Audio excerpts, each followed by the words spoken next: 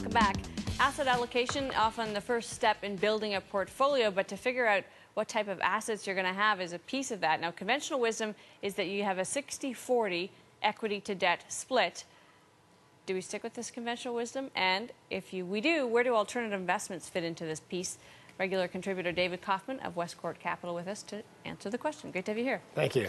So 60-40 is pretty traditional, and I guess you'd flip it as you get older in terms of kind of your risk. I'm 100% in equity, so it depends on kind of where you are, obviously, and on what you think. But let's talk about how you figure out your asset allocation first of all. Well, typically, asset allocation. Let's step back and say that for most investors, asset allocation is probably a lot more important than asset selection, because in general, assets in the same class will more or less perform in a very similar way. And so that each individual needs to determine with their advisor what the proper mix would be in terms of whether they're looking for short or long-term growth, whether they need income to live on, whether they like to be more or less conservative.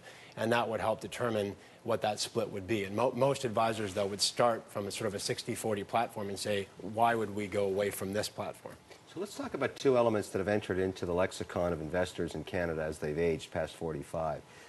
The markets have been roiled for the last 3 years, and all of a sudden this idea of liquidity has become very important. People want to be able to wake up in the morning and sell what they own just because they want to. And secondly, yield has become paramount. People want to make something off their investments. So that's not really an asset class issue, but those are the metrics that are driving the entire investment community today in Canada. How do you deal with those? Well, those are two separate issues, and I'm happy you brought up the question of yield, because yield and income are two different things. I mean, yield can be derived through equity, and as you often tout with the purchase of stocks that pay dividends, and yield can be from fixed income. But from a liquidity perspective, it is certainly true that by and large, the kinds of alternative investments that we've discussed on the show, whether it be REITs or mortgage funds or hedge funds or private equity, tend to be less liquid than traditional investments, whether they be stocks or bonds. However, for the kinds of investors for whom alternatives might be appropriate, usually high net worth investors, there must be some part of their portfolio which they would like to invest for the very long term, or at least the midterm, for whom relative illiquidity may not be such a downside. And those are the group for whom the consideration of the different types of alternatives that are out there, whether they be yield or growth, would be most appropriate. You've actually got to look at those relative liquidities. Why don't we take a look at that and walk us through where, as we look at it, where alternative investments fit into the mix? Sure. As a general proposition, anything that's publicly traded will be more liquid than anything that's not publicly traded.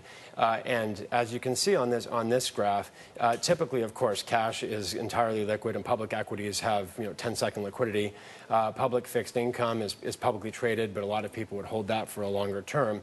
And then beneath that, it flips around so that you get private fixed income, which has a fixed term, so it's illiquid in many cases, except it's got a defined term. And then, of course, private equity at the very bottom of the ladder.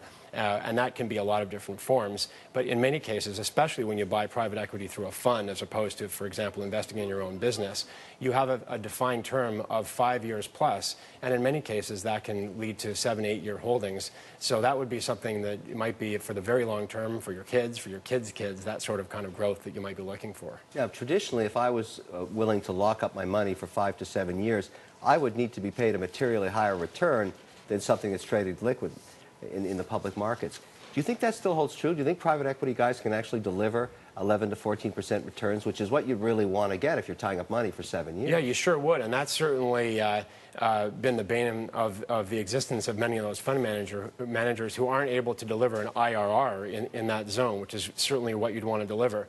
From the private equity point of view, the axiom is that because they don't have all the costs that are associated with public companies, and that they're not tied down to what have you done for me lately or today or yesterday, that they're able to employ strategies that are more for the long term. But there's no doubt that the investor has to determine where, if I trade off the liquidity against the premium should outweigh what the investor judges to be the illiquidity, or else it's a bad trade.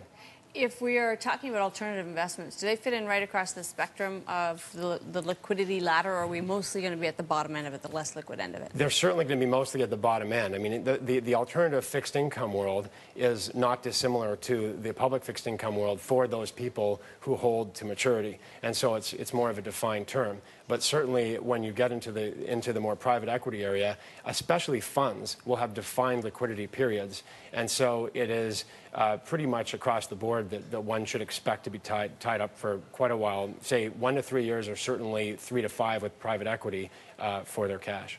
Great to have you here, David. It's a pleasure. David Kaufman, president of Westcourt Capital, and it's time now for our priceless moment. Today, it's all about the things you don't want to do under the influence. Okay, what's the worst thing you've ever done while drunk? Maybe you called a former lover. Maybe you bought that last round of drinks you didn't need. Well, one English commodities trader has a slightly more serious reason for regret. Late one night, heavily under the influence of alcohol, Stephen Perkins bought 7 million barrels of oil. Oh, and he paid a way above market price. That briefly caused a spike in the market of oil worldwide. That obviously caused